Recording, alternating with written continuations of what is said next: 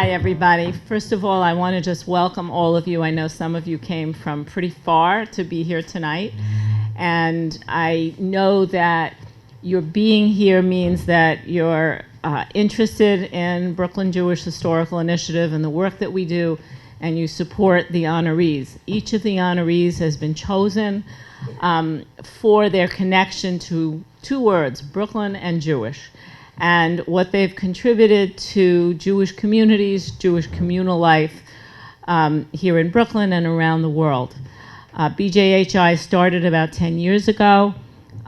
We realized that nobody had connected those two words, Brooklyn and Jewish, in terms of preserving the history of the contributions that people have made in Brooklyn, that the contributions of the Jewish community of Brooklyn to appreciate the different cultures that are here, the different ethnic groups, the different levels of religious observance, really all over our borough. And to appreciate that, BJHI was formed. And I think we've done a pretty good job of harnessing those two words and what being Brooklyn and Jewish is all about.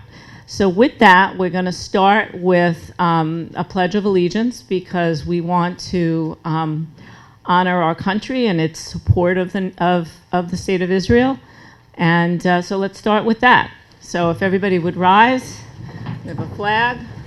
And I have extra flags if anybody wants to hold one. So with that, I pledge allegiance to the flag of the United States of America and to the republic for which it stands, one nation, under God, indivisible, with liberty and justice for all.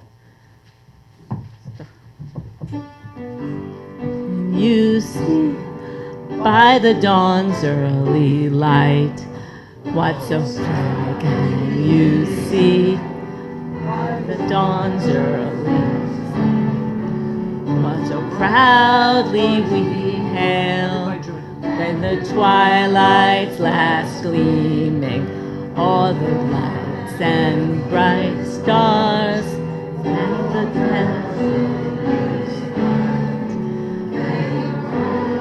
the hearts we watched, as gallantly streaming, and the rocket's red glare, the bombs bursting in air, gave proof through the night that our flag was still there. Oh, say has that star-spangled banner yet wave o'er the land of the free and the home of the brave. That's excellent.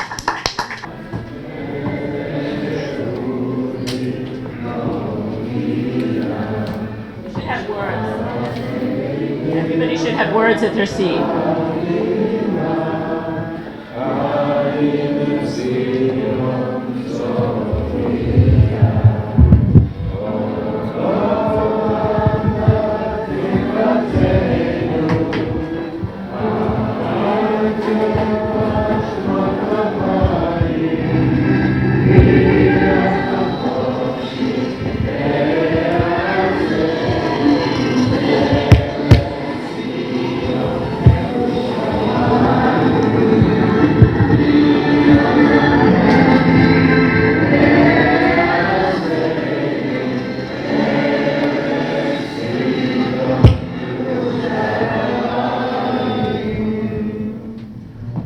Hi, it's an extraordinary night for us. I'm Howard Teach and founding chair of the organization, and what I'd like to do is, and I'm going to make some comments in a second, but we're honored tonight to have Alex Brokrasny with us. I'm going to call him up for his moment because he's important to us in so many ways, and part of the evening is devoted to Brooklyn being a home for so many people throughout the world who had to leave places. And we don't often recognize how important this place is. But when you take a look at the people some who are being inducted tonight, the communities they're from, what Brooklyn means. It was the place, as one of the Israelis were saying when they said, are you concerned about going into to Gaza? What'll happen to you? He said, it's given us our life. That's why I'm going in. And Brooklyn is that to many people as well. They suffered in other places and they came here. You've been incredible in terms of your community, and so we honor you for that. And if you'd come up and say a word. Thank you. Thank you so very much. Thank you so very much. I promised I'm going to do it in 45, maybe 50 seconds. Cecilian just remind me of the quote from some Jewish educator. I'm not sure about her name, but I'm going to, in an interest of time, I'm just going to read it. If my enemies care so much about my Judaism that they're trying to kill me for it, I'm going to care more about my Judaism and live for it. That's the quote. Yes. I'm here because of my huge respect to Brooklyn Jewish Historical Initiative, to Howard personally, and here today, I don't know all the whom of famous today. I know 3 people, but I know them almost as long as I live in this country. Marina Kovalev, Steve Cohen, and of course Ezra Friedlander. My congratulations to all the honorees. And we all knew before October 7th that this world is divided in 2 groups, countries as well as people, builders and destroyers. On October 7th became very clear who builders and who destroyers. And by the way, sometimes destroyers blaming builders for not building enough for them. So congratulations to all the people who just built their lives on Judaism, on our laws.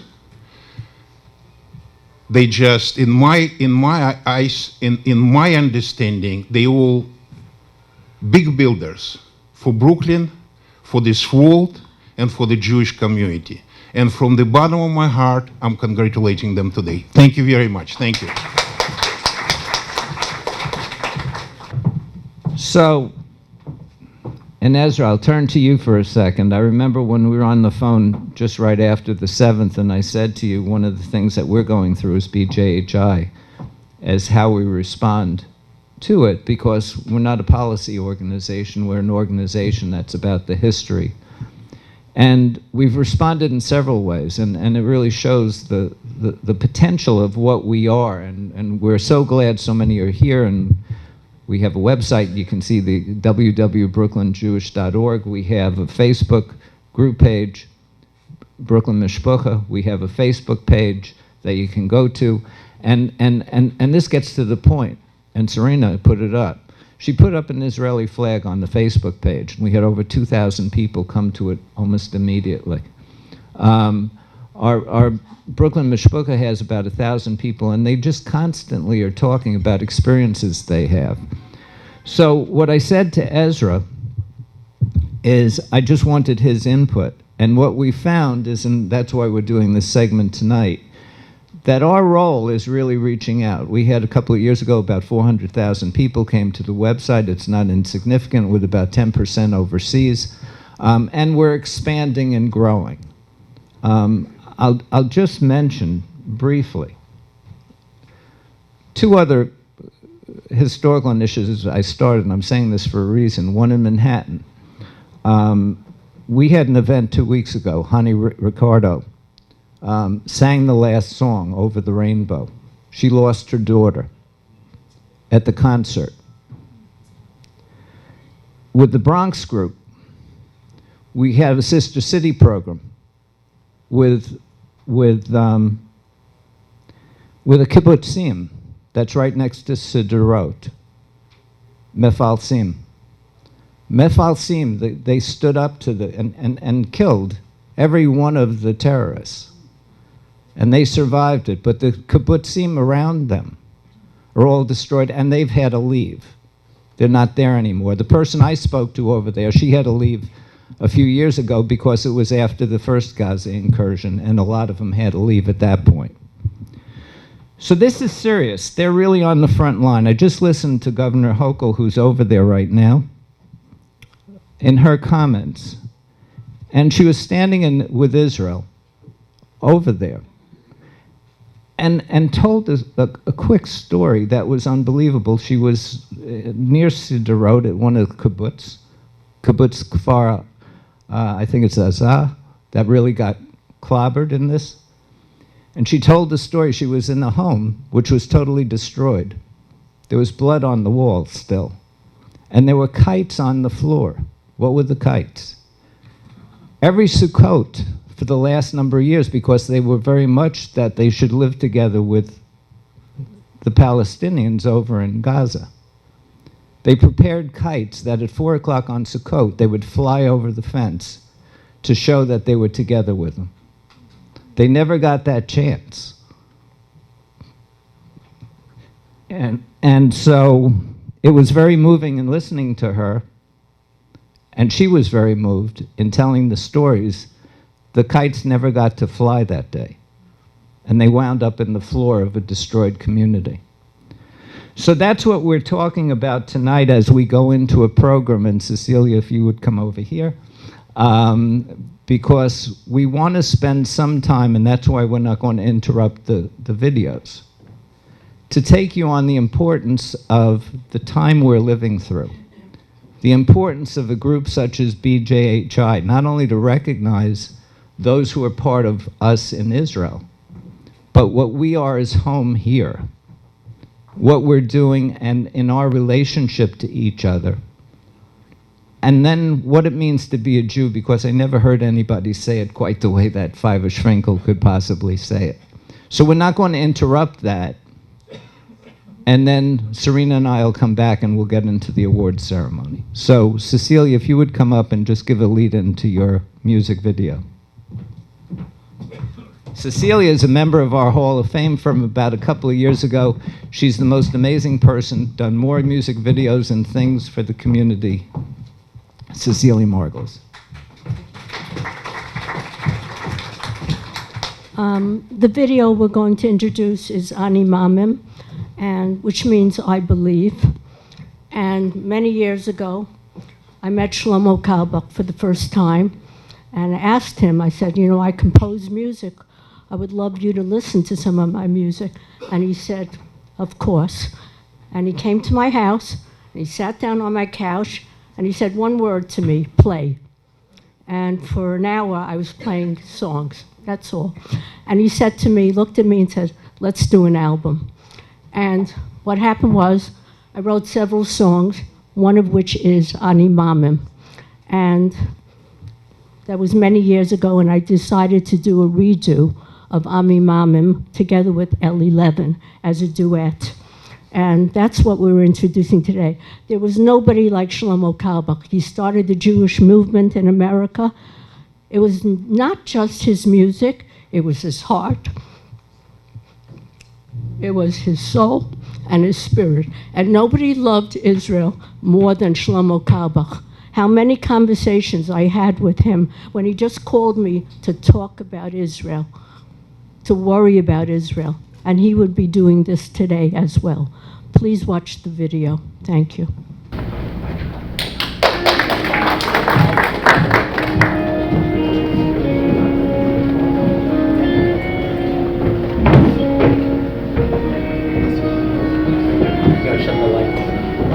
Lights. They should close the lights.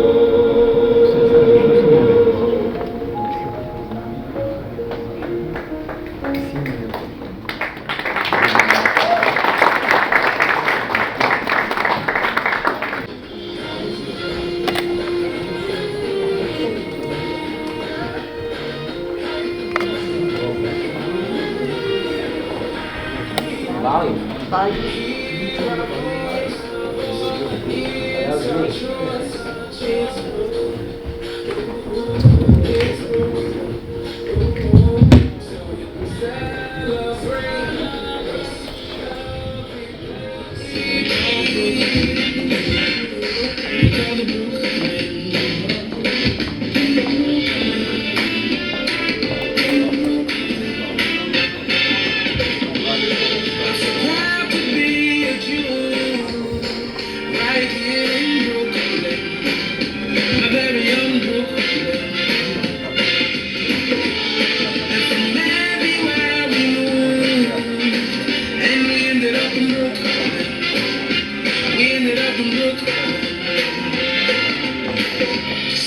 much history, so much time, so many cultures, so many types, all connected, so intertwined. This is the little Brooklyn of mine. Make some noise, spread the joy, spread the joy. We are the Brooklyn. We speak our views in the news. Talk about Brooklyn.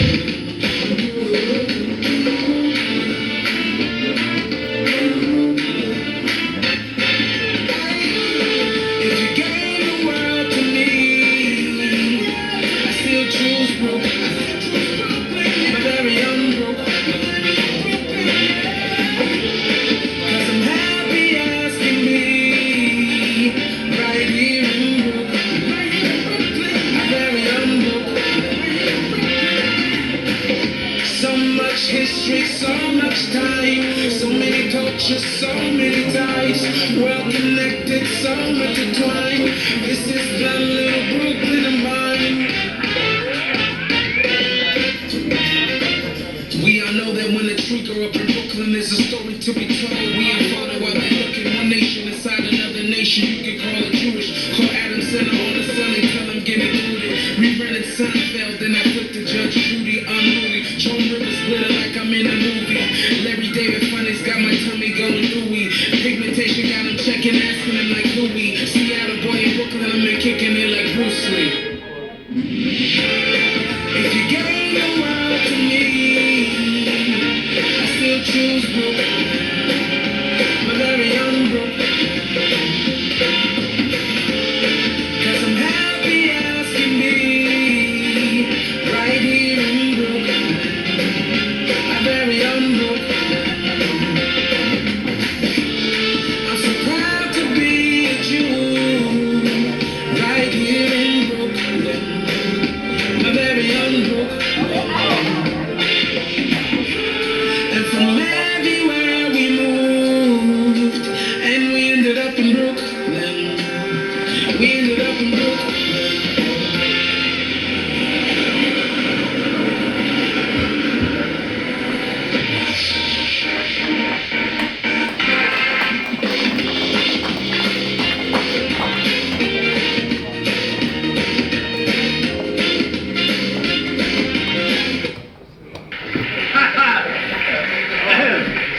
May I say this, in all sincerity, you talk about Brooklyn. I was born in Brownsville, Brooklyn. My son that is here, Elliot, was born in Brooklyn. My other son was born in Brooklyn. We are complete Brooklynites. And God has been very good to me to let me have 93 years.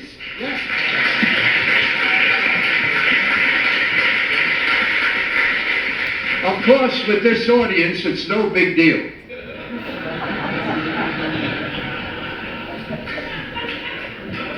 Half of my life is over. But Brooklyn means a lot to me. I started my career in Brooklyn, in the Yiddish theater. I was 9 years old. There was a theater on Hopkinson Avenue and Pitkin Avenue.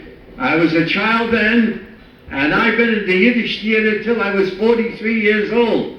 Then I went into, don't applaud, I'll need it later. And then I appeared in the American theater. God has been good to me. I always thank God, believe me. In the American theater, television, movies, and I'm a very proud person that I can say I'm Irish Finkel and I'm Jewish. Whether you like it or not, I told these producers, you will not change my name, you'll change the picture. I am Jewish, and I remain Jewish, and I love being Jewish. I let the whole world know that I'm Jewish. My grandfather was a shamus.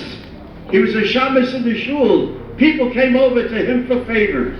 I'll never forget, one man came to him on a Wednesday evening for a minyan. He was saying Kaddish. And he says to him, I have to be there at the time, and my grandfather says, Anaya Mashiach.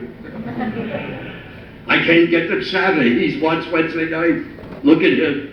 The man said, look, mister, he said to my grandfather, I'll give you $50, get me $1 million. 1937, dear ladies and gentlemen, $50 was pretty nice money. He couldn't think, where's he going to get the people? But he said to the man, look, I have $1 million. You and I are 2. 2 and 2 is 4. Together we'll be 6. We'll look in the mirror, we'll have 12. So the man said, gee, that's wonderful, but I heard you only need 10 for $1 million. He says, good, we'll walk away, let the others have him. And I can't leave today without reciting a poem of how I feel with this great honor here that we have today. Really one of the greatest honors, and it'll be with me in my heart for the rest of my life. So please let me recite this poem if I may. It's 3 wishes.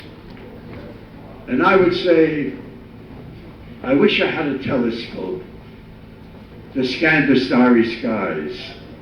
But since I have no telescope, I'm glad I have 2 eyes. And I wish I had a kitchen run by push-button commands. Oh well, but since that kitchen is still a dream, I'm glad I have 2 hands.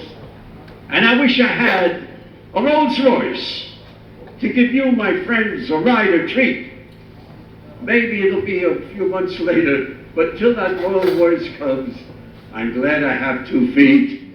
I have a telescope and eyes to look to God above, hands to clasp in prayer, and I have feet to take me to my house of worship, to the synagogue, whenever and wherever I want to go. So ladies and gentlemen, may I say this real politely and modestly, you're looking at a millionaire. Thank you very much.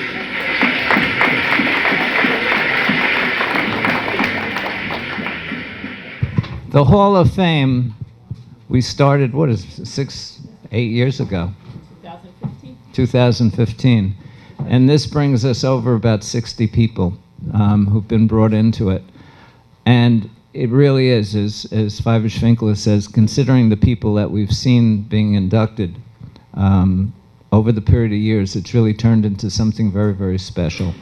So we're thrilled to be here this evening with another group of people who deserve, and don't hold back on applause, they're really fine, who are going to give us a very special moment here tonight.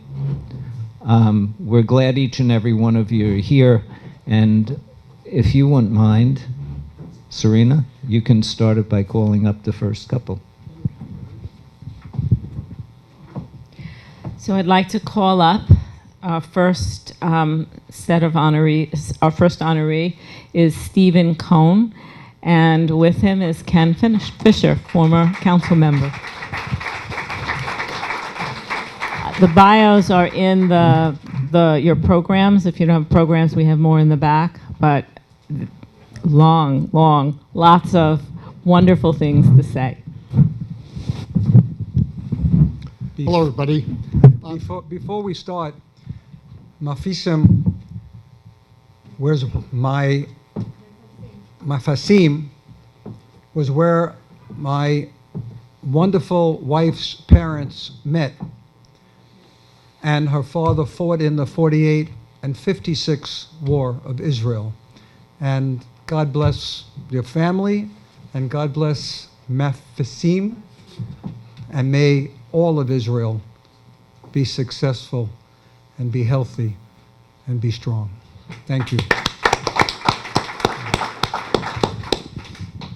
Well, it's nice to see so many of you tonight. I was proud that Howard asked me to do this, but I'm even prouder to be in a room of people who weren't intimidated by the fact that they're going to an event that had Jewish in the name. So congratulations to all of you for having the fortitude to be here and to participate in this project. I also want to say that it's a particular treat for me, a number of friends here, but the two of the three people most responsible for my being in the city council are here tonight. One is the Honorable Abe Gurgis, who decided to serve as a judge and no longer in the city council. And the other is the Honorable Steve Cohn, who decided not to run for the city council and encouraged me to do it instead.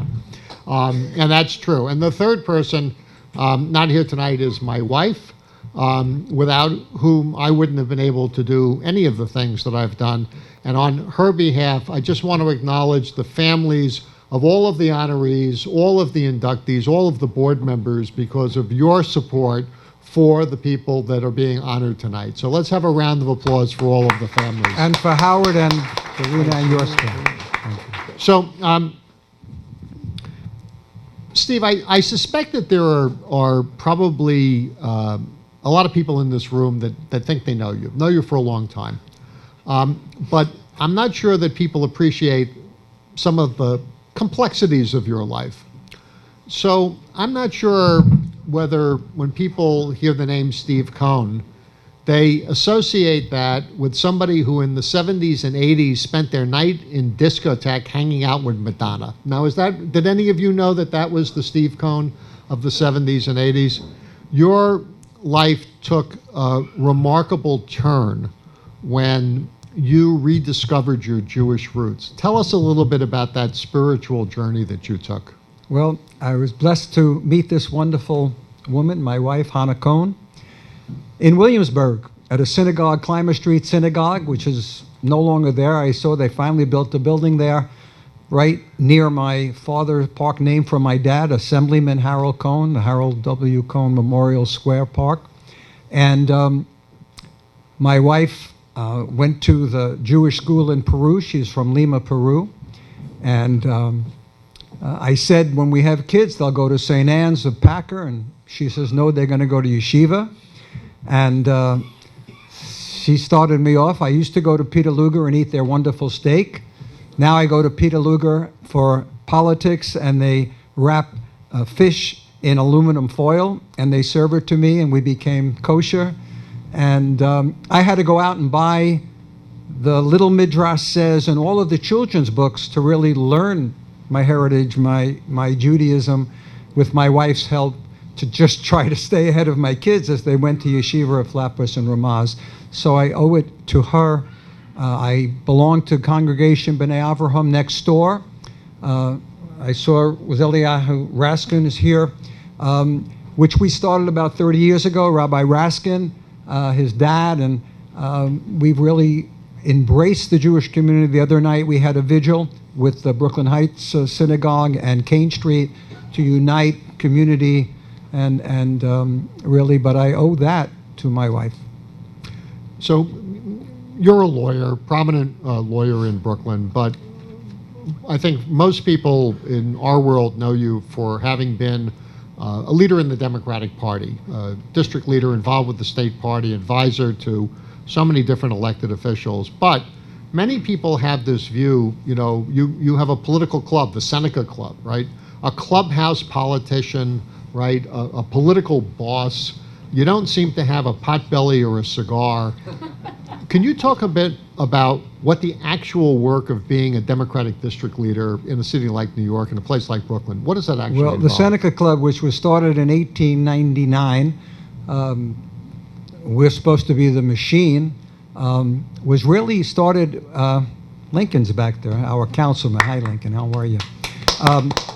Was started as a reform organization to stop the amalgamation of the 5 boroughs of the city of New York. And different clubhouses were open throughout the city to stop that, unfortunately. And we fought Tammany Hall.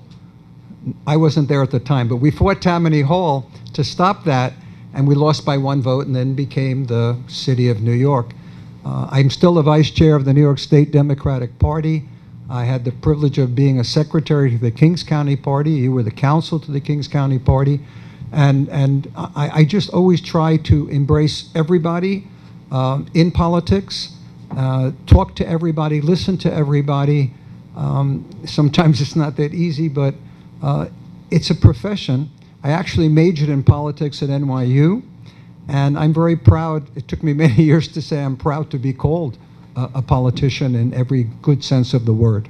So some would say that the district that you represented, your political base, Greenpoint, Williamsburg, Fort Greene?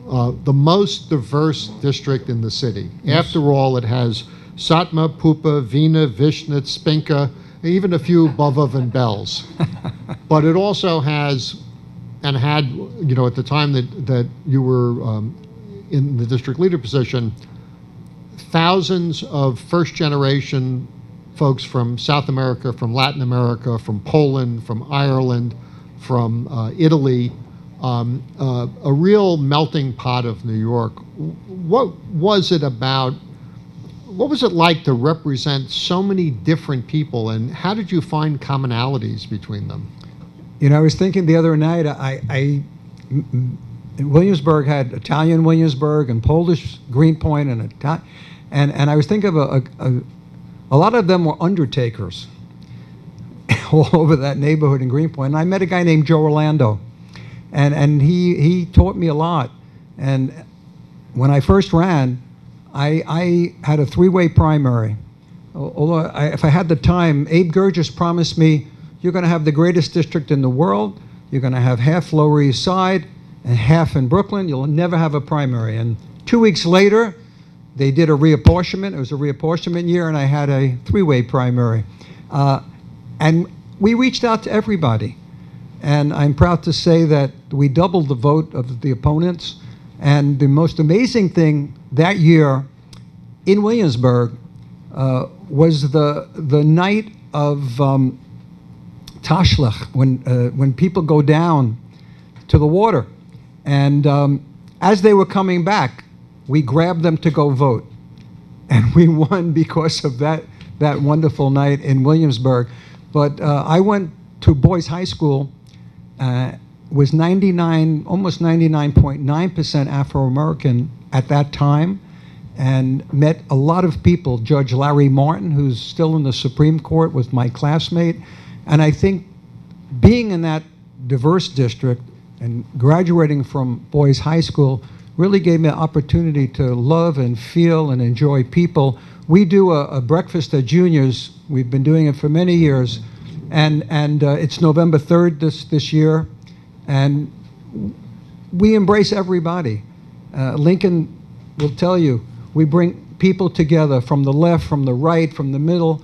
I just wish the world could do that. We see what's going in Washington right now. If they would only have ignored the left, ignored the right, there are enough votes right in the middle so government can work and they can get things done. Well, thank you for everything you do to help all of the people in your community, in the Jewish community, in Brooklyn. Steve Thank you. Collins. Thank you so much. Thank you so much. Thank you. Can I take a picture with you guys over here? We'll get a picture.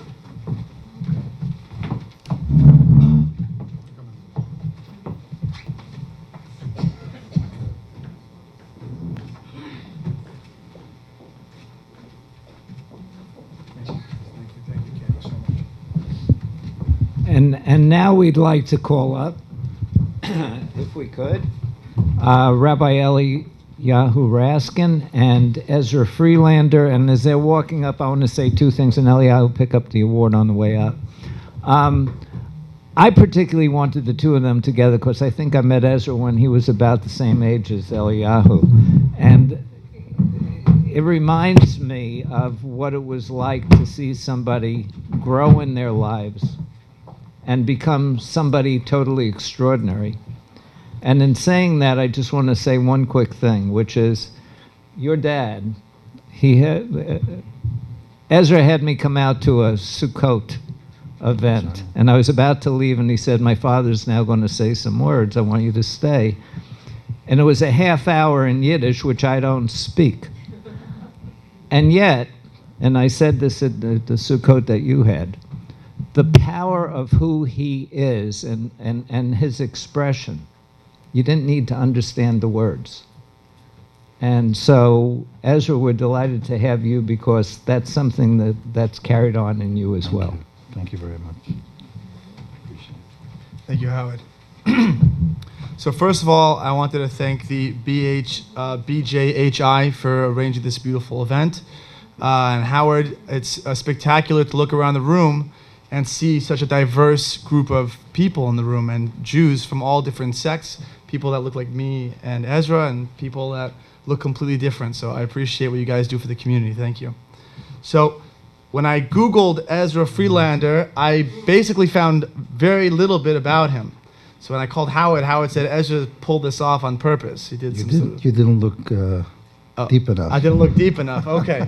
So as a young Hasidic Jew who lives in Brooklyn, I'd like to ask you what propelled you and inspired you to do the work that you do, to be involved with the community, to inspire the community, work with all these non-for-profits, and now I know you have a lobbyist group working in Washington, D.C.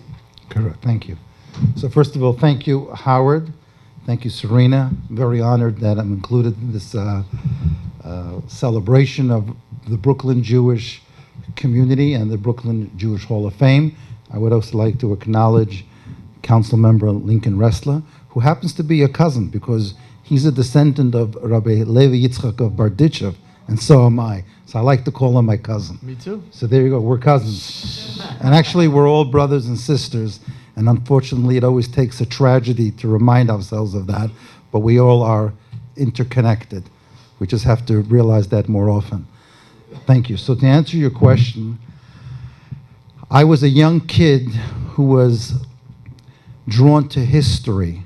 And when I read about the 1943 March on Washington, which was commemorated several weeks ago, right before Yom Kippur, the 80th year, 1943, 400 Orthodox rabbis tried to plead to then President Roosevelt to save the remnants of European Jewry, and they couldn't get in through the front door. Literally, at that time, you were able to walk up to the White House and knock on the door. Maybe there was a gate, but it wasn't like today where you're blocked 2 blocks away. And they were rebuffed, and Roosevelt knew about this request, and he literally went out through the back door because he didn't want to save Jews. I mean, it's sad, but we know that the United States could have saved Jews. We didn't even fill the quotas. I'm not telling you anything that you don't know. This is all fact. If you want to study the history, I don't want to get into it, 'cause I want to answer your question. Anne Frank her father had a work visa to work at Macy's, and sort of the Holocaust Museum, and they didn't even let her father in, who had a job. So when I read that story, I was a kid, I said, oh, I need to get to know elected officials, I need to get to know our representatives in Congress, and I started writing letters, and I have copies of those letters. At that time, you wrote a letter, and you received a letter in response, and no emails, right? And there's no, and some of the letters were personally, you realized that there was someone at the other end who responded to the letters. I mean, it was a staff person. Some of them were automated, but many of them were personalized. And one thing led to another, and I used to travel to Washington on a regular basis. Even at that time, I would leave yeshiva. I would go, does anyone remember there was an airline called People's Express? Steve remembers that? I went on the youth fair. For $24, you were able to fly to Washington. And then there was the Trump shuttle, where they told you if you arrived 20 minutes before the flight, you're guaranteed to get onto the plane. So what I did was I would go to yeshiva, I would take my hat, put it on the Gemara, and then I would go to the airport and fly to Washington and run around. And you could walk up the steps of the Capitol. There was way before 9/11, and I just observed, and I went to the hearings, went to the gallery, and one thing led to another. I started offering my services to organizations and asking them to hire me, and after 9/11, I formalized my firm, so yeah, in 2001. Wow, that's amazing. I worked on political campaigns. Steve, how many times did we interact with each other in that capacity? Howard, many others. Were you able to get back before the Talmud class was over? Great. But that's the story. So that's how I got into it. But that initial foray, the initial interest was I always felt that you needed a personal relationship, because if you study history, Truman had a friend, Jacobs, who he did business with. He had a hardware, not a hardware store. Yeah, I can't pronounce the word. And I realized at that time that it's always, and to this very day, even with modern technology, it's always the personal relationship that gets things done. So that was the impetus. That's what I understood and I internalized from way back when. Amazing. Thank you. One last question before we close up, to try to pull out some of the secrets that you keep hidden within you, because I've heard there's lots of them.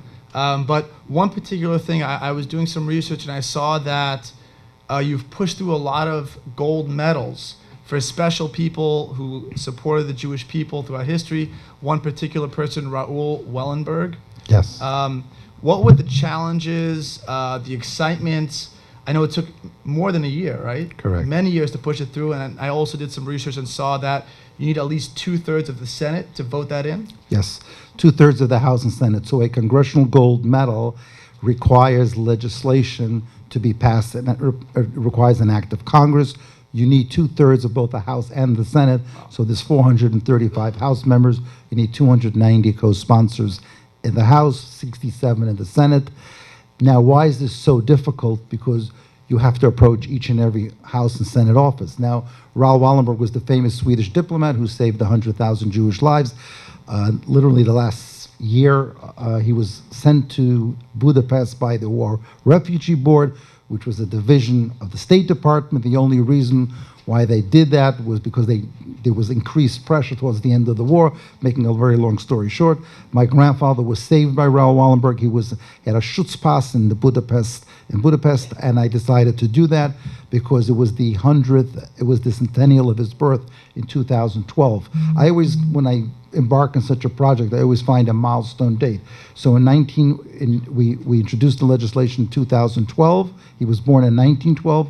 To mark the centennial of his birth, we passed the legislation in 2014, which was the 70th anniversary of when he arrived in Budapest in 1944. It was to remind the world. When I first started this project, people said, "Hey, everyone heard of Raoul Wallenberg." I said, "Yeah, but not the people that are younger than me." And the truth is, we created an infrastructure of information about him, and it was very well received. And yeah, that's what I did. And I'm working on a congressional gold medal right now to mark the 80th anniversary of the end of World War II, to honor 60 diplomats under the chairmanship of Abe Foxman, 60 diplomats who saved Jews during World War II. Now, obviously, Wallenberg is on that list, but there's 59 others who are not as famous. So they were never recognized. People don't understand that these diplomats were social outcasts. When they returned back to their home country, people said, you disobeyed your government, you're going to lose your pension, you lost your pension. No one wanted to have anything to do with them. The vast majority of them died penniless and forgotten, and that's why we named this project Forgotten Heroes of the Holocaust. Wow, thank you so much, Ezra. We Thank you. appreciate you. Thank you. Ezra, I got a picture, Ezra. Okay. I'm going to ask Serena to come back up, and the next. Photo? Howard, take a photo. Quick. Yeah, quick, because we don't like this. Get away from the. You don't want the photo? Well, I do. It's down this side. Okay, quick. 1, 2, 3. Perfect. Thank you so much. Thank you. Thanks. Congratulations. So I'm going to ask, and then I'll have Serena do the next one.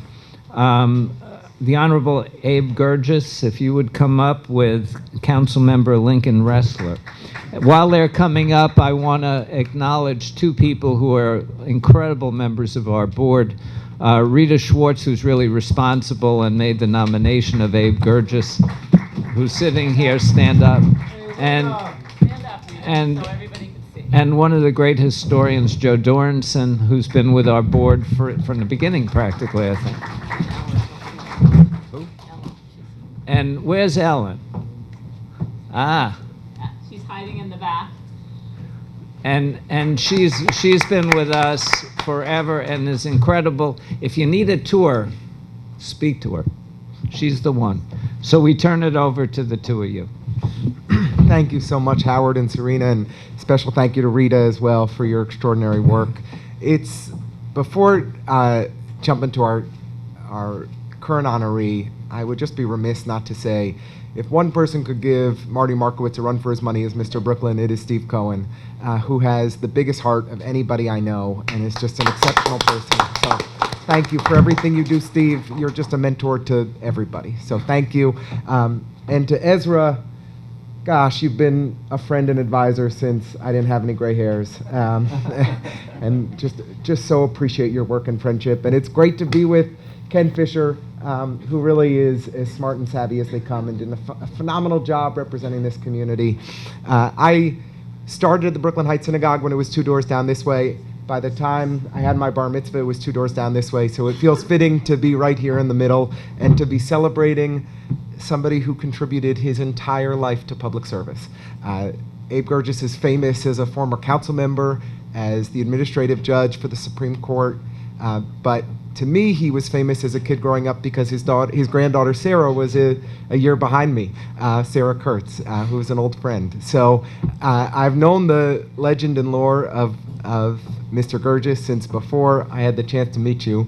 I'd love to start by just asking, you have this reputation as a total mensch, and through a long career in public service, you've always kept a smile on your face. How have you pulled it off? It's simple. It's being yourself. That's the key. I'm blessed. My wife Laurel is here. My daughter Nina was here a few minutes ago. My son-in-law is here. My granddaughter was here. My grandson was here. My great-granddaughter was here. My great-grandson was here. 4 generations. 4 generations. 4 generations of love. And when I look back over the years, and it's hard for me to recall everything, you know.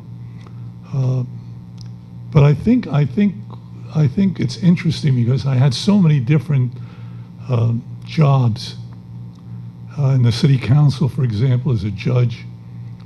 But the most important job that I had, which I loved more than anything else, when I was chairman of the homeless committee in the city council. To me, that was the most rewarding of them all, because I was really able to help people that needed help.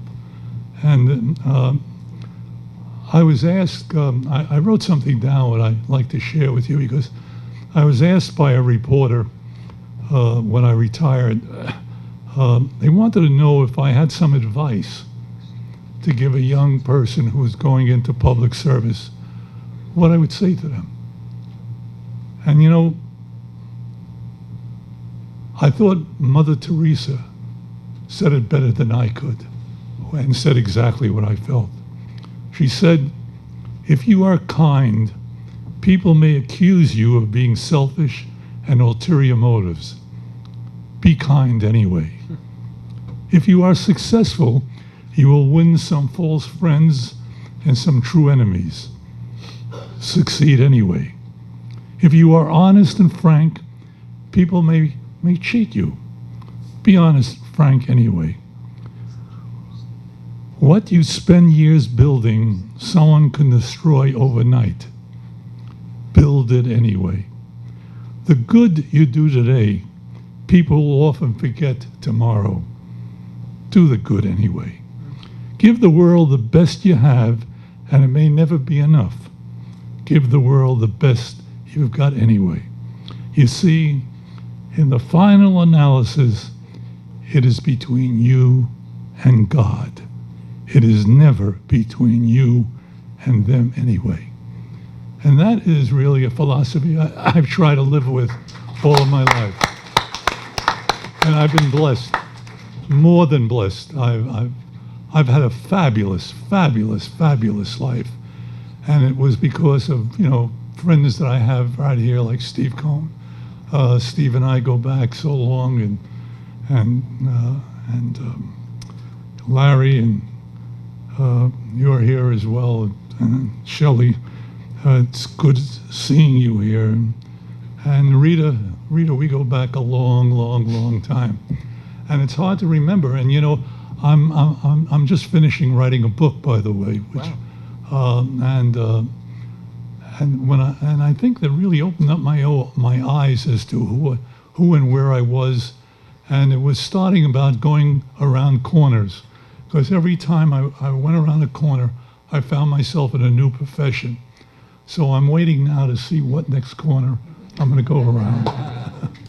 Well, I am excited for all the next corners you're going to go around. I want to ask you about all of the different challenges and experiences that you navigated through your long career. So pick a fun topic, from navigating the fiscal crisis when you were serving in the city council to ruling on Atlantic Yards. I think you must have been chairing that homeless committee during the time that the right to shelter came into effect in New York City. Any topic that feels relevant or particularly meaningful to you to speak to, or relevant for the group today? Well, what it was the district that I represented as a councilman. It was Greenpoint, Hasidic Williamsburg, Spanish Williamsburg, Fort Greene, Brooklyn Heights, Park Slope. And what was interesting about the district is that it was so diverse. But what was so interesting about the district is everybody wanted the same thing. So it wasn't hard for me. It was sometimes difficult in making political decisions. For example, when I decided to co-author the gay rights bill, Hasidic Williamsburg, who was very orthodox, and Greenpoint, that was very conservative, they wanted to disown me, but they kept me. Okay. Even when Ed Koch endorsed against you. And Ed Koch, well, I had the distinct pleasure of being on Ed Koch's hit list. I was the only one that was on his hit list because even though I had supported him when he ran for office, I liked a lot of the work that he did. I disagreed with him on some bills. What chutzpah? And excuse me. What chutzpah? No, it wasn't a chutzpah. He had an absolute right to do it, and I had an absolute right to oppose him. And it was a pleasure because I was never on Nixon's hit list, so I was on Koch's hit list. So, it was really interesting times. But the funniest part about that is I knocked his candidate off the ballot, and I didn't even have a primary. So it was interesting times. Did Stevie and Ken help on that one, or no? No. But it's you know what it is? If you're yourself and you're honest, even if people disagree with you, if you tell them the way it is and you do what's right, and that was always my simple philosophy. When I had a bill in front of me, what's the right thing to do? So many times I voted against some bills. I voted for some bills. I'm very proud on the homeless bill. The vote was 49-1 on the budget. I was the only one who got up and spoke and said that we needed more money to help the poor. And even though a lot of the liberal council members that were there at the time agreed with me, they didn't vote with me. But I decided to vote the way my conscience told me to vote. But more and more importantly, as I see there are 30 seconds left, more importantly, I'm privileged to be here today. I'm privileged to be a Jew. And that's very important to understand, and I'm confused. I don't understand what's happening in this world. It just doesn't make any sense. You got a guy like Trump, for example, who was one of the wealthiest people in the world, becomes president of the United States. Look at the legacy he could leave for his children. what are they going to say about him and his children? It doesn't make any sense. It doesn't make any sense. You know, the greatest gift that you can be. My mother taught me, gave me 4 prongs to live by. The first is the most important thing is your health. If you have your health, you're a millionaire. The second is mit nicht alles in der Welt. You don't have to own the world. You make enough money, be satisfied. The third is take care of people that are less fortunate than you are. And the last thing is the only thing you leave is your name. Thank you so much for the honor.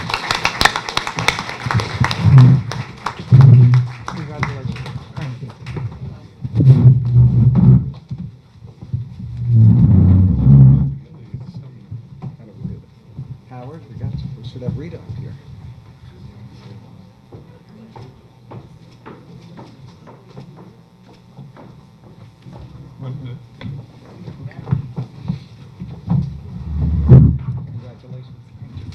Thank you so much. We were remiss in not pointing out that we have another board member in the audience, Judy Greenwald. So I just wanted to point out, Judy is a historian. She's an attorney, but she brings so much to the table for BJHI, and I just wanted to point her out, especially she recently had a loss in her family, and I'm so happy she was able to make it tonight. Thank you, Judy. So our next honoree has a little bit of fame. I was delighted when he agreed to be honored by the Hall of Fame. His name is Dan Hedaya. Dan is, my most favorite role was when he played Bette Midler's husband in The First Wives Club. So with that, Dan, come on up. And to interview Dan is Noah Rinsky. Now, Noah is the creator of Old Jewish Men. And if those of you who have TikTok or Instagram or if you Google Old Jewish Men, you'll see lots of really, really cute videos. And I was really honored because Dan is from my community. I'm Syrian, I'm Jewish, I grew up in Bensonhurst, and so did Dan. A little bit before me, because he's a little older than I am, but he had a very different upbringing than I did because he went into acting. So I am just delighted that he decided to join us tonight, and let's give him a round of applause.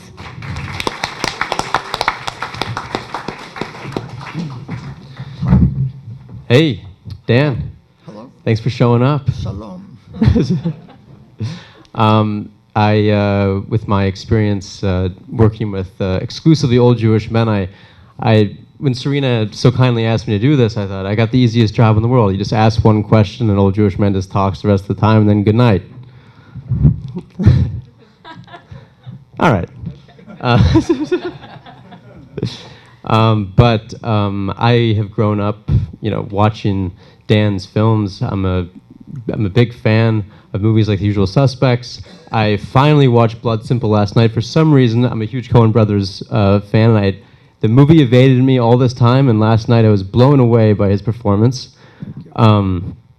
Terrific film, and I thought that he's a terrifying character in Blood Simple, and I thought that the pinky ring he's wearing in the movie is the same one he's wearing now, but I was definitely mistaken. However, and you're not as terrifying in person as you were in that movie. He was also in movies like Clueless, First Wives Club, Ransom. What's that? Night at the Roxbury. How could we forget? John Fortenberry directed that? Who? John Fortenberry is the director? I really don't remember. Okay. He's worked with Oliver Stone. He's worked with the Coen Brothers.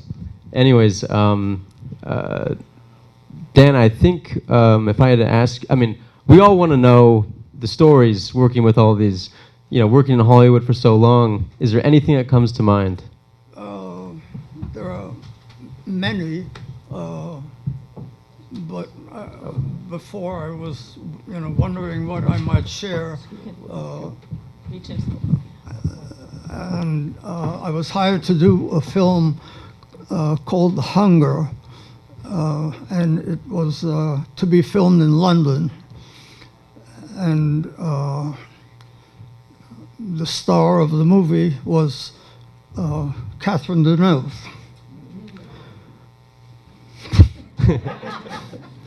So I was a little bit,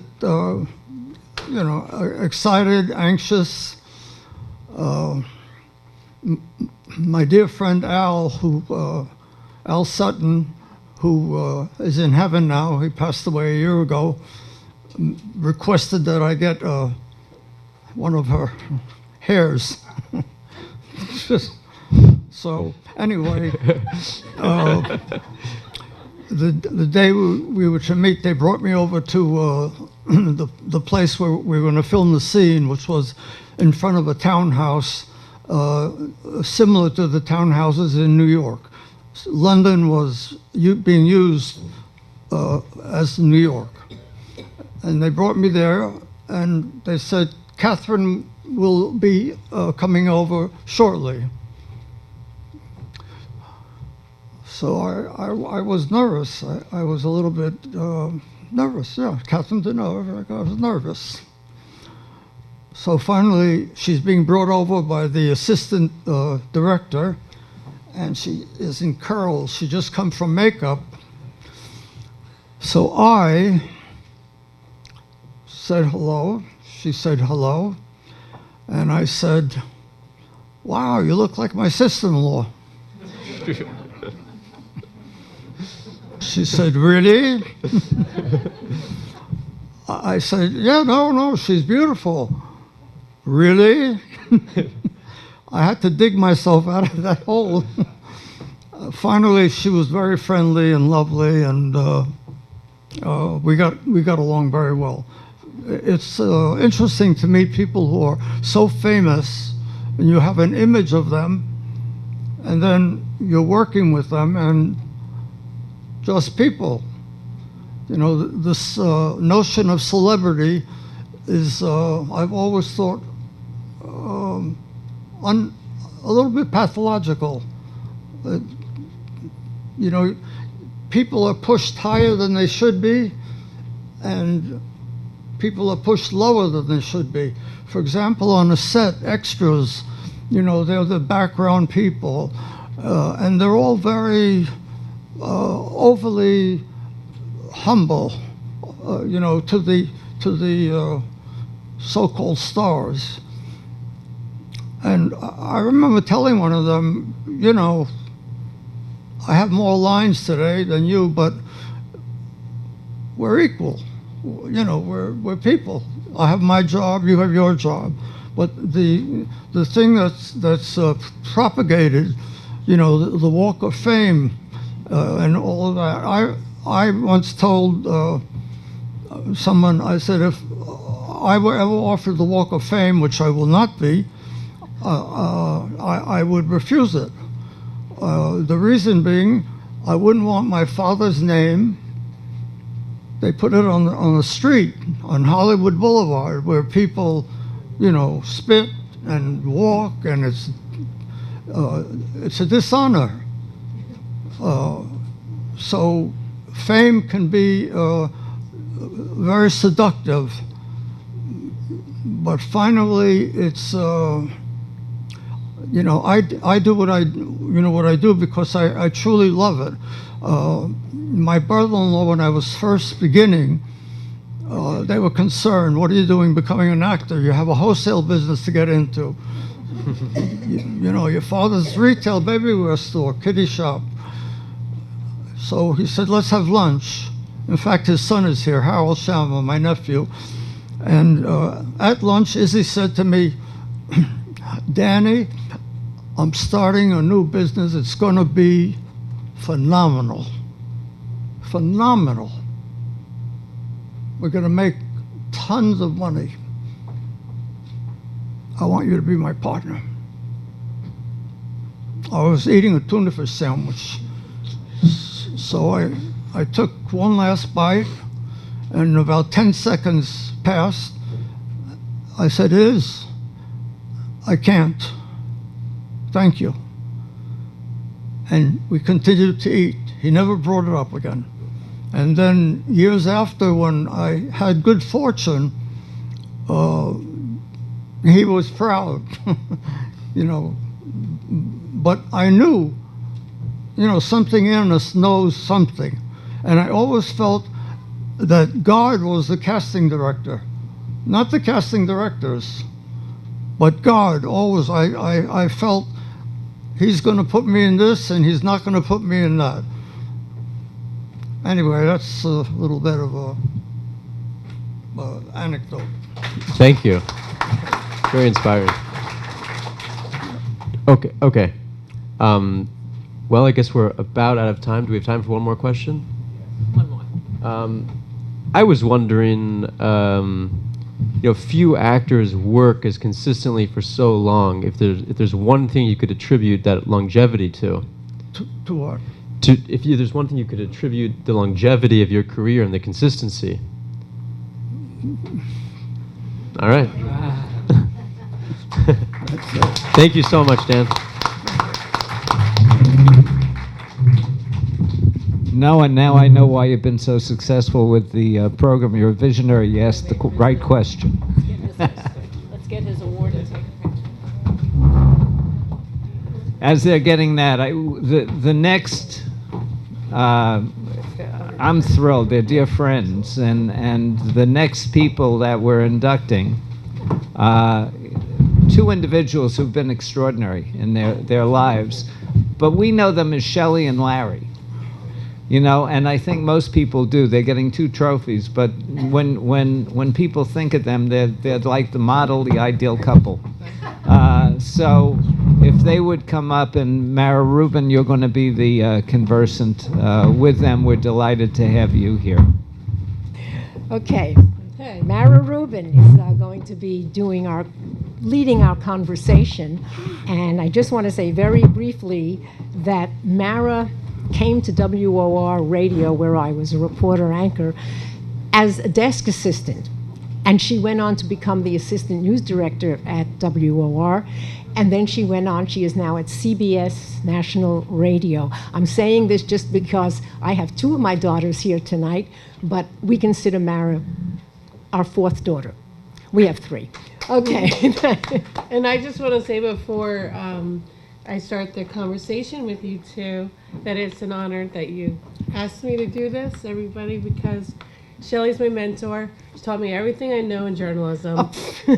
And Shelley and Larry are like my second parents in Brooklyn. We actually live in the same building. A few blocks from here, right?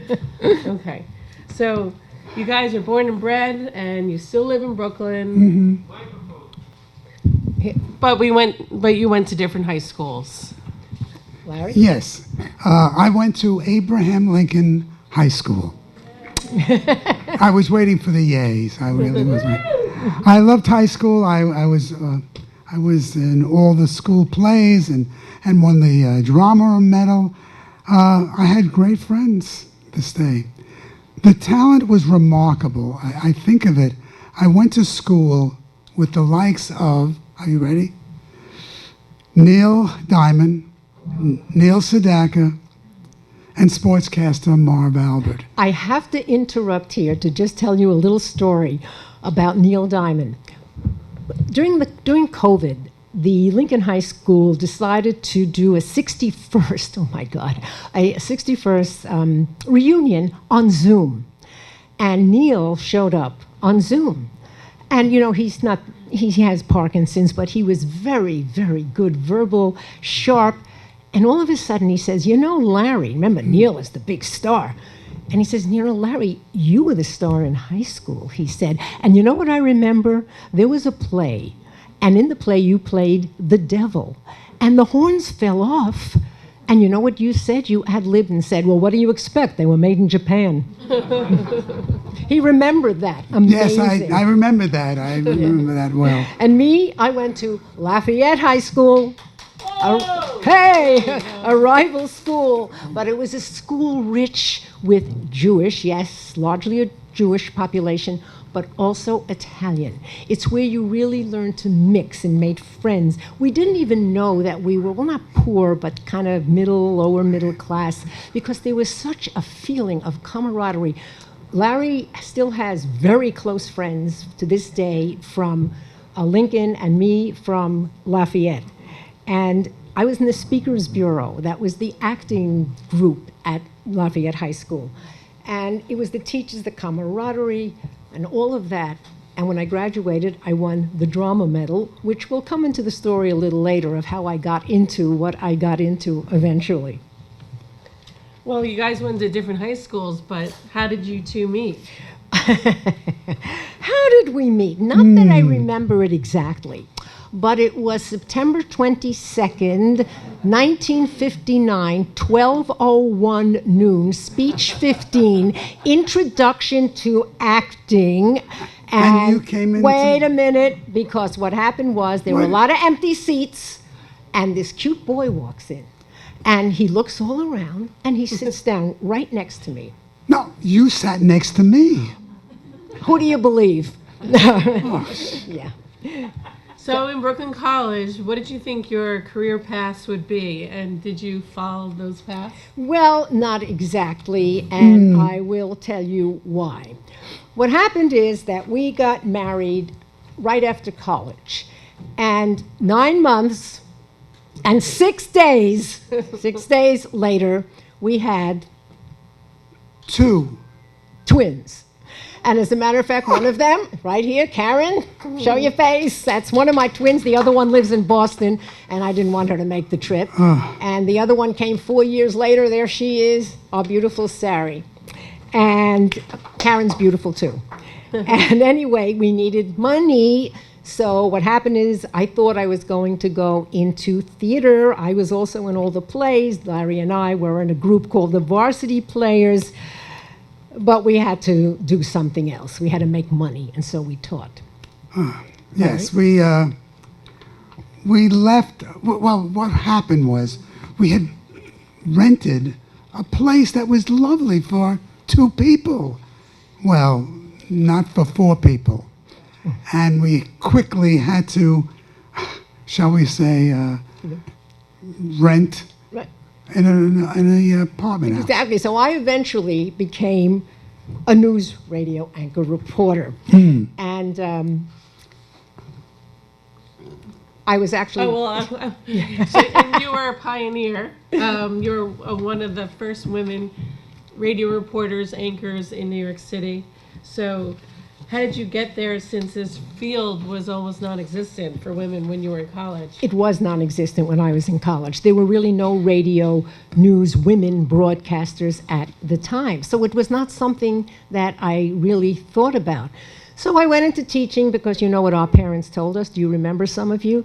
You know what? Whatever you want to do, take education courses because you'll always have it to fall back on. And it's a good thing we did because of what happened. But anyway, I didn't love teaching as much as Larry did. He'll tell you about his in a moment.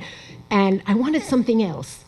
And in the late 60s, I began to hear women doing the news on broadcasting. Just a few who are still dear friends to this day. Irene Cornell from WCBS, Jane Tillman Irving, and a few others. And I said, oh, I could do that. That's what I want to do, because it would sort of be like acting. I would be telling stories. And also, I was a news junkie. We used to say that, or I used to say that Larry became the 13th section of the New York Times on our wedding night, because I had to read the papers first. It was a Saturday night, and the Times came out late. Yeah. So Larry, same question. When you went to Brooklyn College, did you end up doing what you wanted to do? I thought I would become a musical comedy star. Theater was part of my childhood. I appeared, are you ready for this? On the Milton Berle show. In fact, I was on 4 times with Milton Berle when he, he starred in the show. I appeared with as I said, with Milton Berle. So I taught over the years, though, because as I got out of that school. What schools did you teach at, Larry? Well, because I started at Sethlow. Sethlow Junior High School. Then I went on to Sheepshead Bay High School. And then I went to Edward R. Murrow Where you met High Laura. School, where I met Laura. Hey, Correct. I did all of those things, but it was wonderful. It was really wonderful. I actually began in the Catskills, however, before I met Shelley. In 1957, when I was recruited by a friend to sing and MC at a hotel, you would probably heard of this big hotel that I worked at. The Shlomi Ehrenreich Hotel. That was the name of the hotel. Anyway, I did the Loch Sheldrick Inn, the Grand Mountain Hotel, and then finally I did for 22 years the Brickman Hotel, and then Kutcher's Country Club. And by the way, for 18 years. If you haven't seen it on Amazon, there is a documentary called Welcome to Kutcher's, the Last Catskills Resort, and Larry has a major role in that. Don't miss it. Okay. That's true. I had the major, well, anyway. Think of some of the stars who came out in the Catskill Mountains. That's where I worked, in the Catskills. Besides teaching in New York City, in Brooklyn, I was up in the mountains.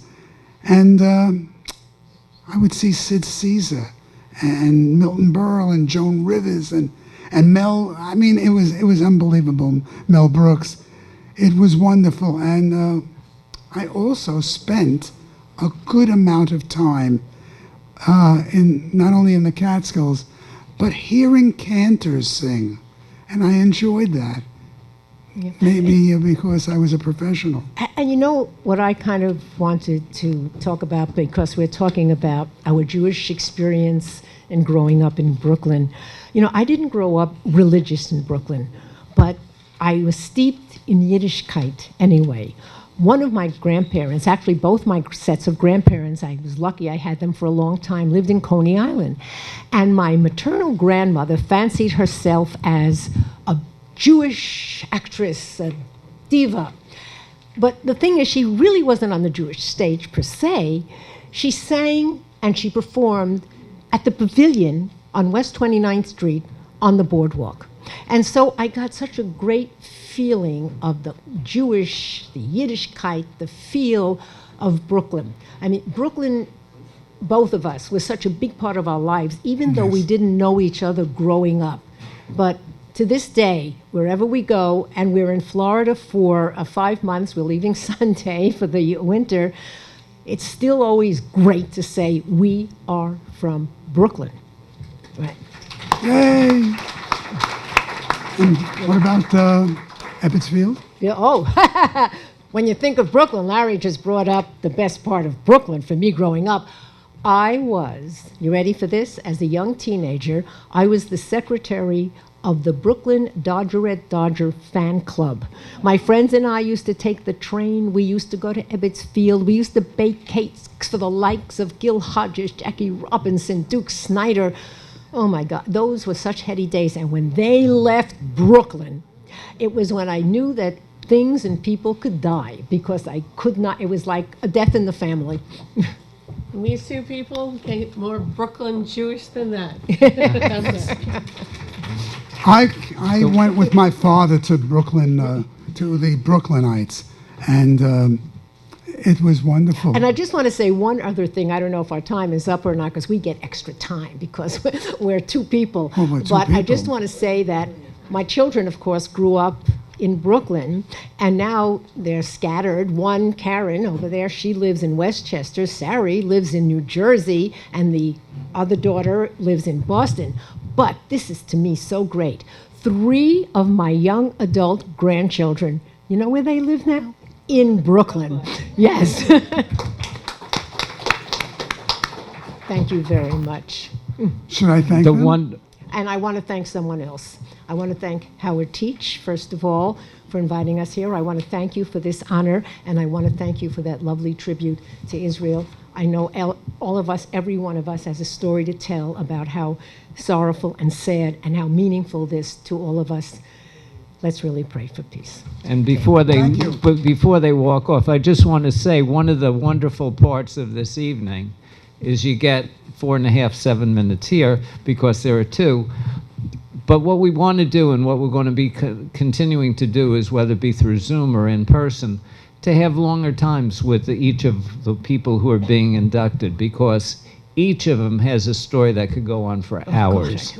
And part of what we feel we need to do as Brooklyn Jewish Historical Initiative is have oral histories and have recollections for future generations of people such as this and all the others who have been brought in. So Shelley and Larry, thank you for being who you are. Thank you.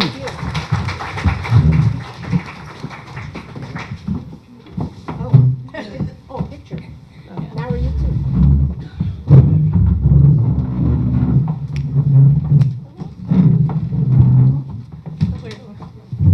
You go with her.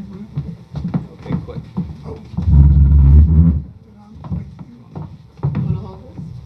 Yes. Put the papers behind you.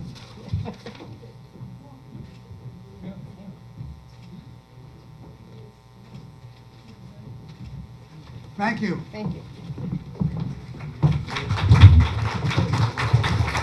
Can I just ask a quick question? What did you teach at Sheepshead and what years? Oh, Larry? Yeah. History Oh, I and taught drama. social studies and drama. What years? Oh, let's see. I went to Sheepshead and I graduated in 72. I was a teacher there then. Oh, okay. We'll talk. So they got lots to talk about. In 86, I left. Yes, you went to Carl in 86. Yeah, in 86. And then I So we're going to have, so some night we're going to have an open session, which will just be everybody talking about the old days. Marina Kovalyev will, if you'd come up with Judge Rachel Fryer.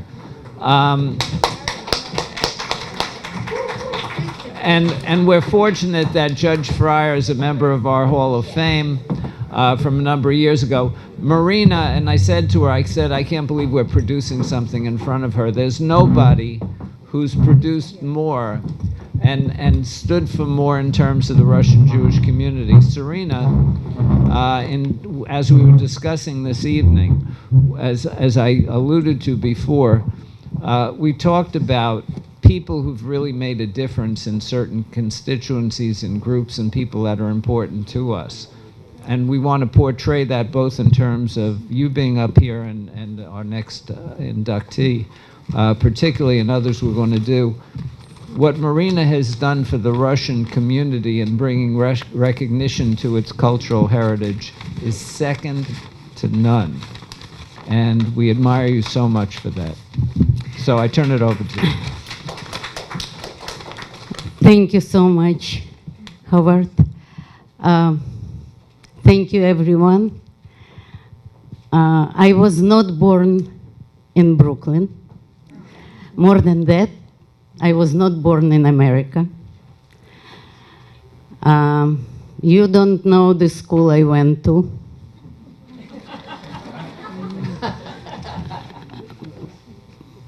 And maybe even though you read New York Times, you don't know the country I used to live in. But I think I know every one of you because as a part of movement, Let My People Go, I'm here. So before you will be asking me questions, I apologize. I just want to thank everyone for that opportunity to be here. And I was sitting in the audience, and I had the feeling that it is my family. You brought me here, but the rest, I think me as well as my friends who are here in the audience, we did it on our own. And I want your applause to my friends and family who are great physicians, attorneys. They own best stores in Brooklyn. They call Brooklyn their home, even though not all of them continue living in Brooklyn. But Brooklyn is a territory that we love and we call home. So thank you. Yes. So, does this work? Okay. So, Marina, when Howard called me and asked me to do what I'm doing now and speak about you, I said, I don't even know her. What am I going to say? So, he sent me some information, and I was really overly wowed and impressed by all the accolades and the awards and the Women of the Year awards that you got. But I have now a certain connection with you. I was in Jerusalem, on that day when I woke up to the sirens, and my family's trip to Israel ended in a way which I could have never imagined. And it took us a long time to get flights to get out. And at first I was told there is no flights out of Tel Aviv by my good travel agents. And then I went online and I was able to find a ticket through Africa. But my kids said, no, Ma, we're not letting you do that. And then we found a journey. And we got to the airport, and I wanted to get there early, and it's a good thing I didn't, because I just missed the sirens when there was a missile that was aimed at the airport. But I missed that. So I missed all the passengers running into the secure room. And at the airport, I felt like a refugee. And then when we had to take the connecting flight to Athens, Greece, and then the next flight to London, Gatwick, and then the shuttle to Heathrow, then the flight to JFK, I can only think now what someone like yourself had to go through, had to endure, and I tip my hat to you for how you accomplished so much in spite of all that, because now I had a small taste of what it felt like. I understood what it felt like during the Holocaust when I had to decide, am I going to leave my children here, because I have some children that live there, and come back home? When should I go? How should I go? It was such a turmoil that I went through. How did you do it? How did you get through all of that? How did you achieve what you've done and remain so proud and so Jewish? And together I want to say with you, Am Yisrael Chai, because what you've done is a tribute to that. So share with me, give me a secret.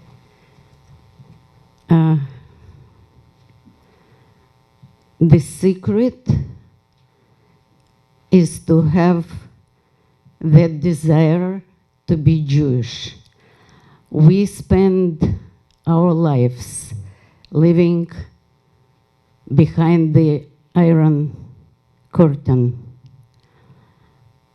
When I was a little girl, my grandmother said to me, this is the name of your father that you never knew, but he is Ukrainian. So this is your name. My grandparents brought me up, but they never wanted me to carry their name because they were Jewish. They taught me Jewish traditions, Jewish songs. What does it mean to be part of the Jewish family? But they never wanted me to say loud, I am a Jew. My sister, who is sitting in audience, when I asked her once, why wouldn't you go and study what you are dreaming of? She, who had a Jewish name, replied, she said, I can't do in this country what you is allowed to do because I am Jewish. So I wanted to be Jewish. And for that, I was ready for everything and anything. Wow. And you just mentioned some awards, and I want to share with everyone the most important award I gained in my life. 5-6 years ago, my children came to my office and they said, we would like to share something very important with you. Your grandson wrote an essay, as every year at the end of the year, and he went to Horace Mann, children were supposed to write a special essay. Your grandson wrote an essay, and the theme of the essay was your hero, your role model. And it was the first in the history of Horace Mann. The child wrote not about a famous actor or sport figure or politicians or mother or father. He wrote about his grandmother. So that was my most important award in my life. And so even though I'm so thrilled and honored to be here, I have to tell you this is the second most important award I gave. So thank you very much. I hope I'm fine. I did. You did amazing, and I want to thank Howard and everybody else who put this program together, because I feel so honored to be part of this. And now we are sisters. Yes. Okay? We're family, we're mishpacha now. And I met and you. we have time to learn about each other. And I've learned also that good things come in small packages. So that Yes. puts both of us in that category. Thank you. Just before I conclude, I want to thank Howard and Serena and the entire board for making that beautiful Israeli beginning, because for us, Russian Jews, Israel is the most important part in our life. Somehow we didn't get there physically, but we are part of the Israel, so I'm Israel High.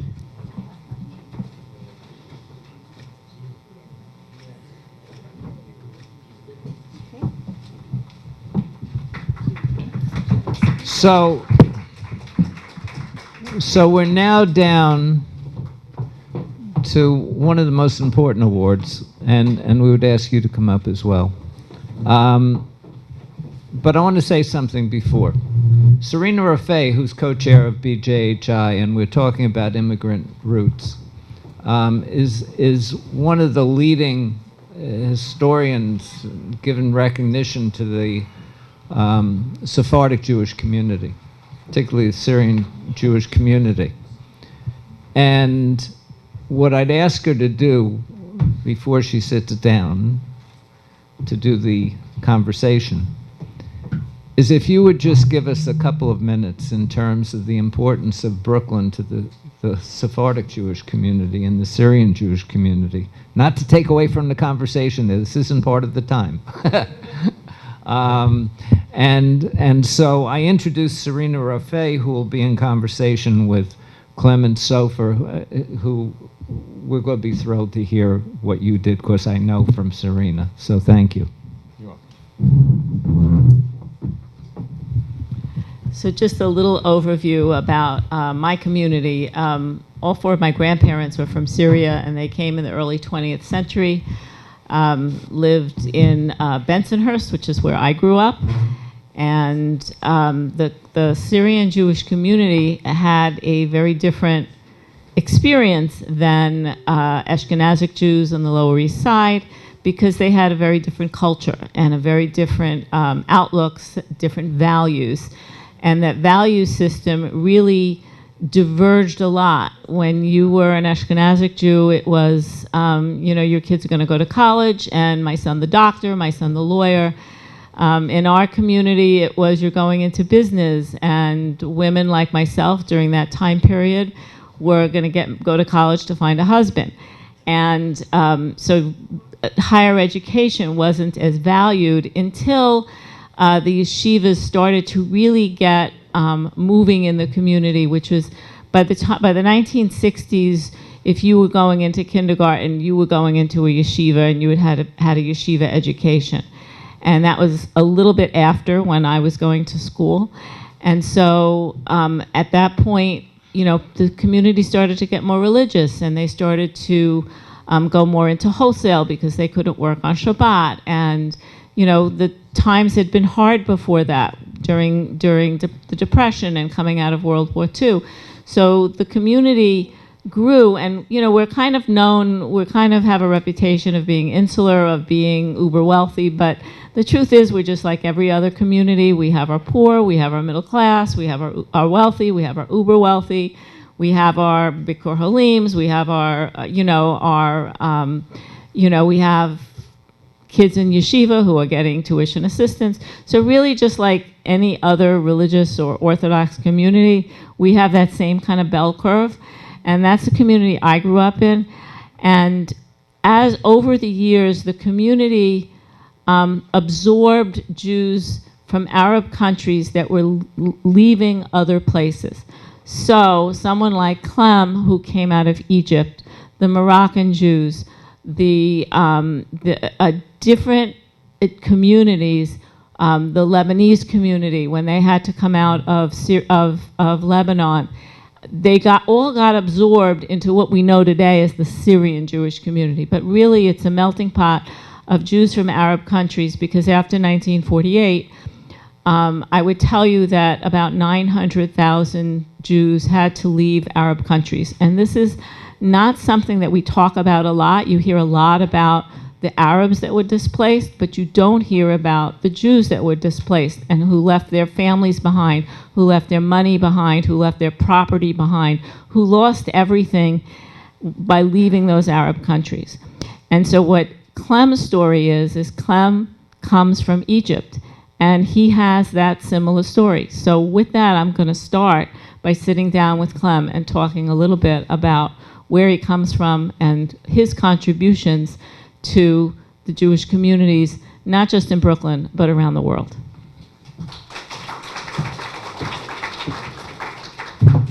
So Clem, we are really proud to induct you into the class of 2023, the Brooklyn Jewish Hall of Fame. Clem is known for his work saving Jewish cemeteries in Ukraine, Portugal, India, Egypt, Germany, and Belarus.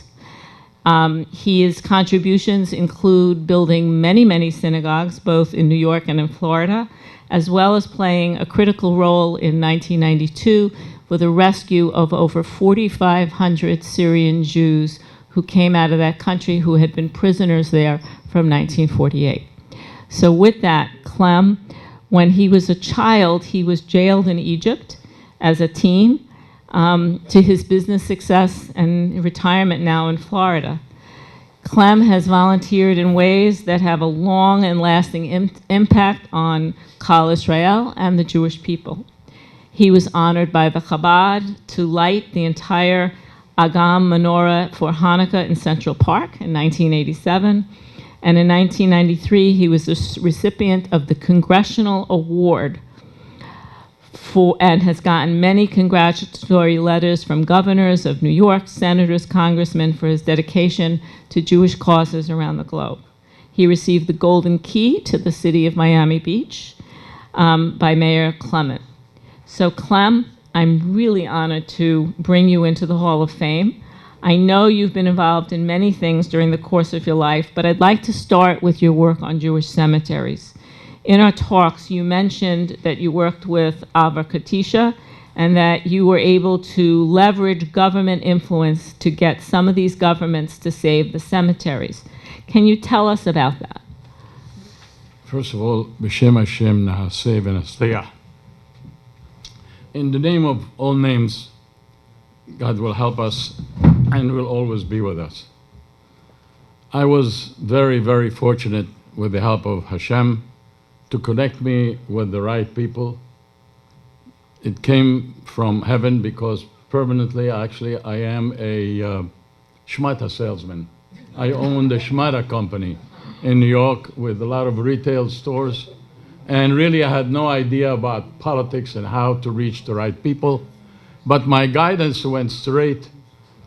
I had a problem in Egypt, and my grandparents were there, and I didn't want Egypt to take away my cemetery of my grandparents, personally.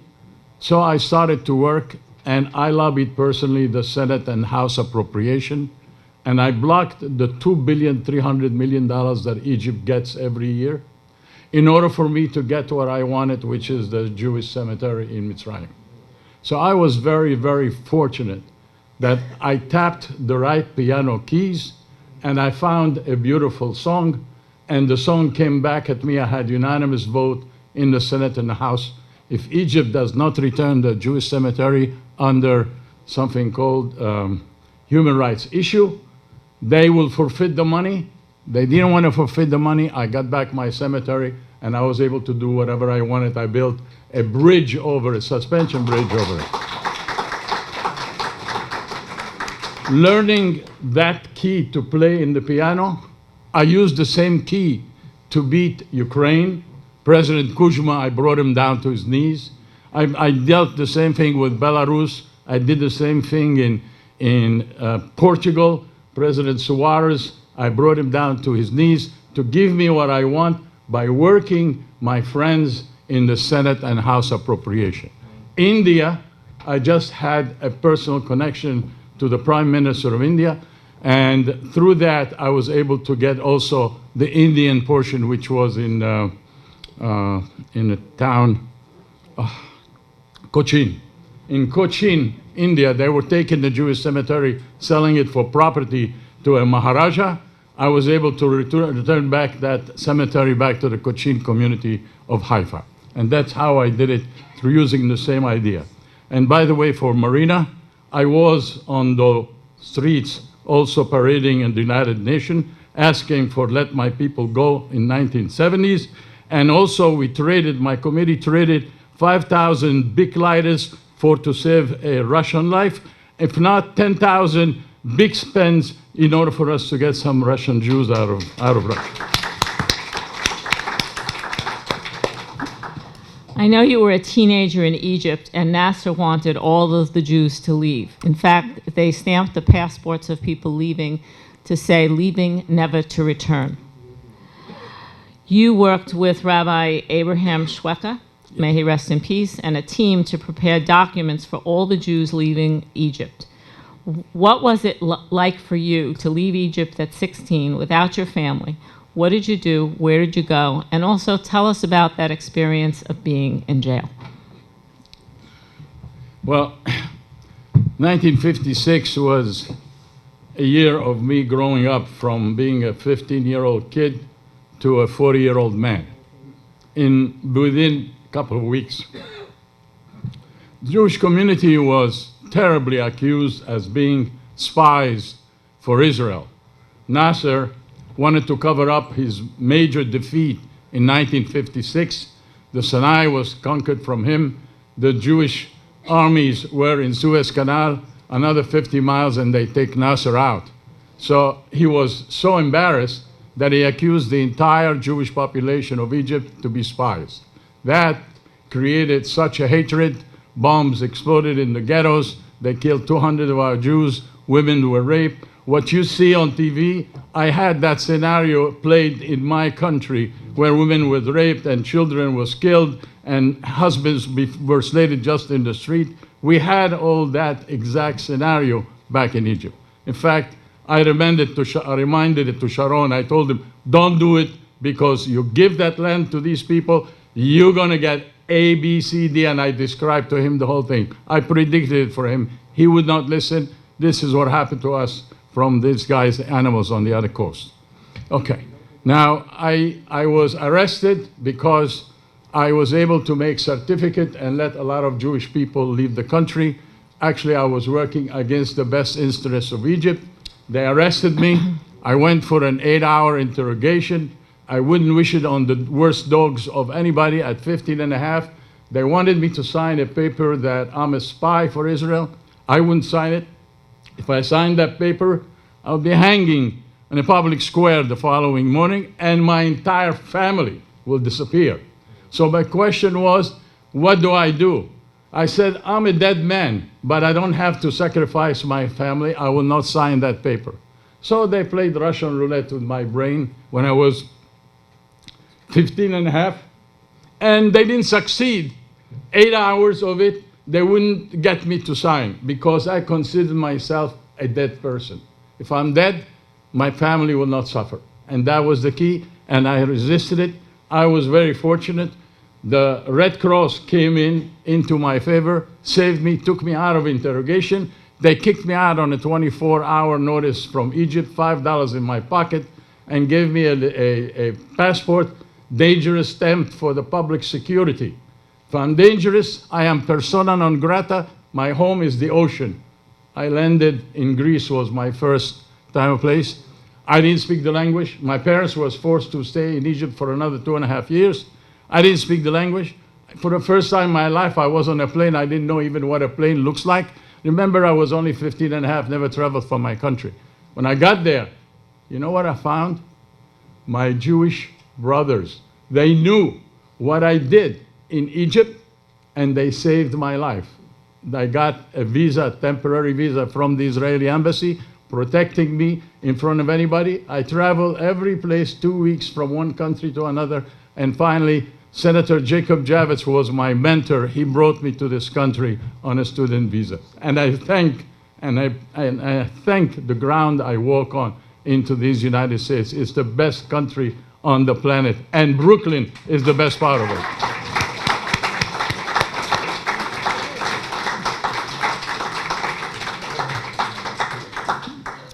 The situation of the Jews in Syria from 1948 on, when the State of Israel was created, they were not able to leave. They were persecuted. Many people were escaping because, and that caused the creation in the late 1980s of the Council for the Rescue of Syrian Jews. There were other efforts before that, and there were people that helped people who were escaping. I know you were vice president of the council and that you worked hard to get President Hafez al-Assad to allow the Jews to go.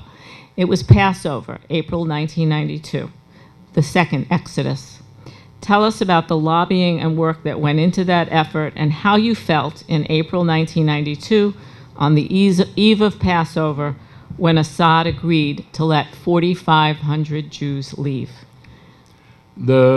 Since Hafez al-Assad came into power in 1960s, he immediately used the Jews as a scapegoat in his country. It was the same policy throughout the Middle East. You want to have the Jews in your country as hostages. The only way you can do it is only one person from the family leaves. It's this way they can claim to the world, here, they are leaving. They can leave, they can go, and they can come. But in essence, only one person left. If he didn't come back on the day of his return, his family was gone. So in that portion, I'm sorry. That person could not run. He had to come back, otherwise his family would be gone. And the Jews of Syria had close to 4 mukhabarat, which is like secret police assigned to each Jew. And their telephone was tapped, their mail was opened. Some of them were just killed in the street by anybody that had a gun. They just killed some people. They raped some women, etc. So they were held hostages and they could not leave.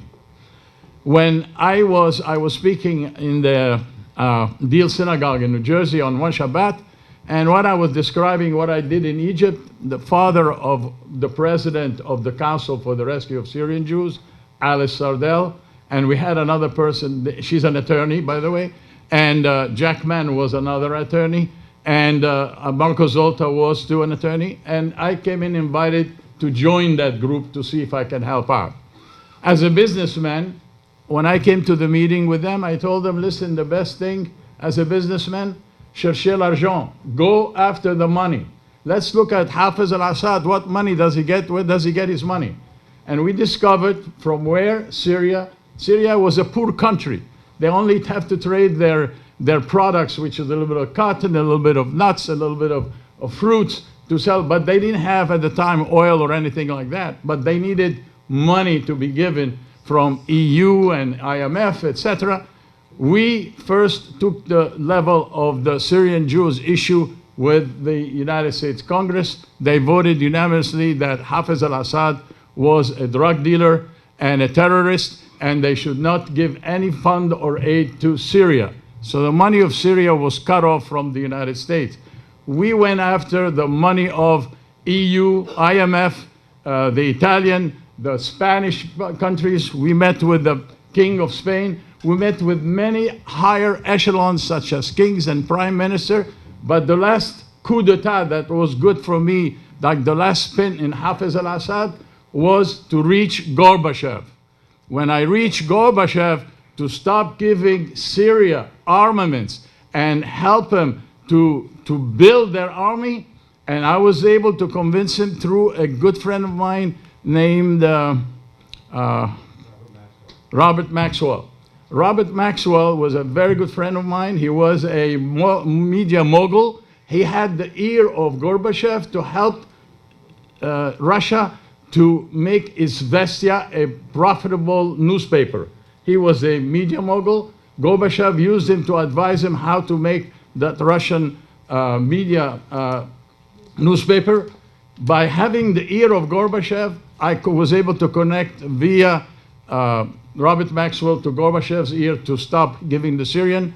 In fact, I heard just 3-4 weeks before that event, the chief of staff from Russia went to Syria and demanded repayment of all the monies that Syria took from them, which was in the billions of dollars, unless he lets the Jews go. So again, we were parading, let my Jewish people go. This is the cry for us, and this is what we do in every country that takes Jews down.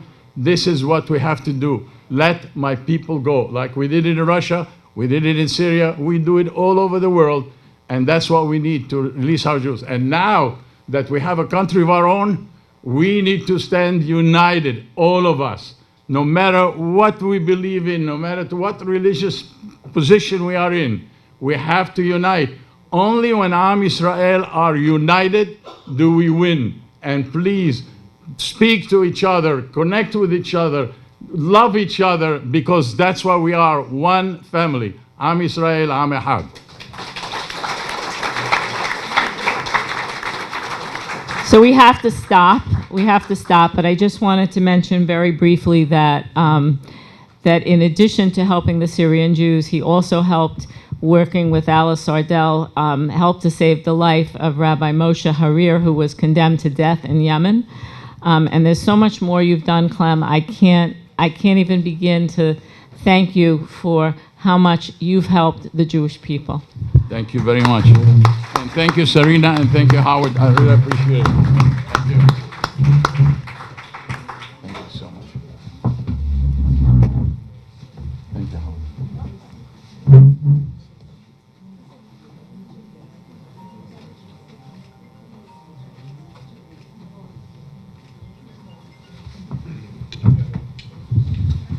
And that brings the 2023 Hall of Fame inductions to an end.